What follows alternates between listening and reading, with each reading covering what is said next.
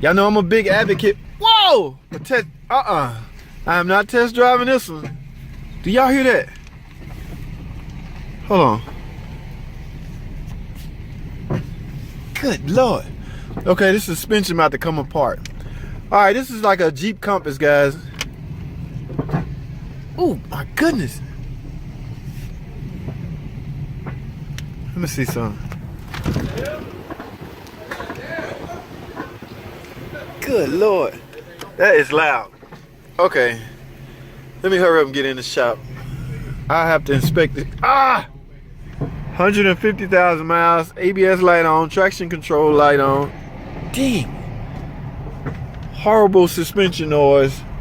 You won't know what's wrong with it until you do a full suspension test or check. But from the sound of it, guys, it should be fairly obvious. Inspect the complete suspension system, all right? Even the rear. Inspect the whole complete suspension system, all right? Let's get it. All right, guys. We're gonna get this thing in the air and do a suspension test. Okay. Well, me by myself, I have to do a visual, and I might have to go get a helper in order to move the suspension around to get a better, to get some better test results. One thing off the top, these tires are wore out, but that has nothing to do with the noise. Y'all see that? That's a CVT transmission, guys. Oh, those transmissions gave us problems when they first came out. Most of the noise was coming from the, whoa, look at that. Oh, okay. I guess I don't need a helper. I thought I was gonna need a helper to do 6 o'clock and 9 o'clock. So basically, guys, from the look of that, that is where most of the noise coming from. And of course, the strut is coming apart up there. I'm gonna zoom in up there so y'all can see that. That is not a good look. Okay, now, like I said earlier, I was unable to test drive this car because that noise was extremely excessive, and I don't want to get stranded on the road trying to duplicate a complaint. I actually duplicated the complaint, which is noise. Yeah, I hear the noise, but sometimes, you know how y'all know how I always advocate test driving the cars. Whoa. Oh my goodness. Okay, so the brakes are worn out. Starting to grind into the rotors. Too late to, depending on the measurements, you should really measure the thickness of the rotor before you, but around here they always want us to just simply, rotors are inexpensive now, guys, so if you don't have access to a drum machine or a brake machine, it's fairly safe and easy to go ahead and inexpensive to go ahead and replace them, because keep in mind, even if you take your car to the shop, there's no additional labor for, in fact, it should be a decrease in labor. It all depends on how your shop operate, but the rotors have to come off anyway, so there shouldn't be an extra charge to replace rotors. You just merely taking a part off and putting on a new part. Okay, now notice, take a look at that engine mount right there. That's broke, that's cracked. Okay, there's another mount right here. If this one is worn out, this one is likely worn out. Okay, they carry the same amount of load, and I'm almost certain there's a upper transmission mount, which hardly get any work. So I don't think I've ever replaced one of the trans mounts on these. It's always the engine mounts.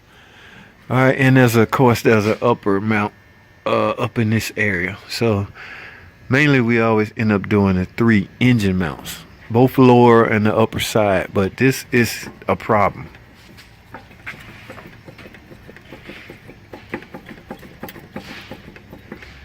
Okay, guys, now I don't know how aftermarket world work, but when we get a control arm, the OEM is going to come with a ball joint. Alright, so I don't know if you get one, say AutoZone, will it not come where you have to get an extra ball joint? I don't know, but if I was you, I would get one with the bushings already. A lot of guys take this off hammer out the old bushing and simply press in new bushings. Those days are dwindling down, guys. Because parts are complete now and they're a little inexpensive, so it's almost makes economical sense to go ahead and replace, just say, a lower control arm with the bushings already in it.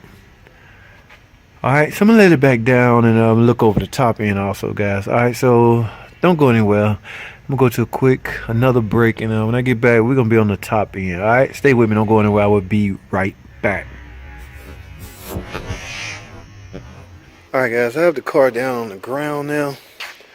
I don't know if y'all seen that video I did where I showed you a quick hack, quick way to check struts, or as far as knocking noise goes. In fact, I'm gonna link that video right here. Y'all go check that video out.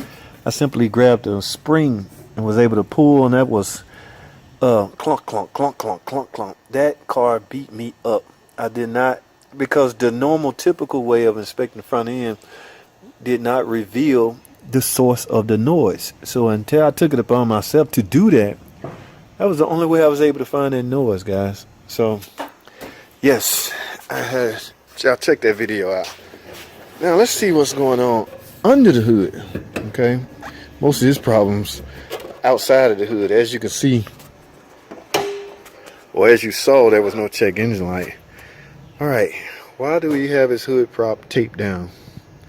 I don't want to mess with that. I don't want to be responsible for that. I don't want him. I just don't want to mess with something that a customer has rigged up. I don't want to unrig it. Okay. Oh, the washer hose broke. So basically, I'm just looking, inspecting. I wanted to see was the strut mounts broken. Bolts broken, rather. They look fairly intact. So without, I don't know, man. Y'all know how we are here at this place. They're very skeptical about working on old cars with high miles. So I already know my estimate gonna be re-estimated by the manager. Normally, typically they'll look over our estimates and then add their own. So we'll see, guys.